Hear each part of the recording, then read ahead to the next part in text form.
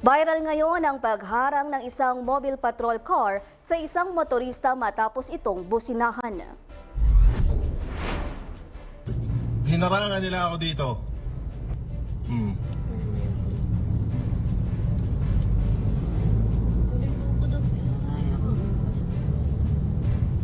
Ayan o, yun. Tapos, ayan, ang trabaho nila. Tingnan niyo po ang trabaho niyan. Kung stop umalis.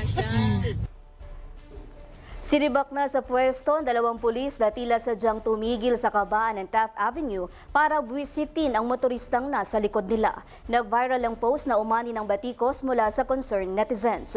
Pero batay sa salaysay ng dalawang pulis sa insidente, nagkaroon ng mechanical trouble ang kanilang sasakyan na siyang naging dahilan upang tumigil ito sa harapan ng motorista.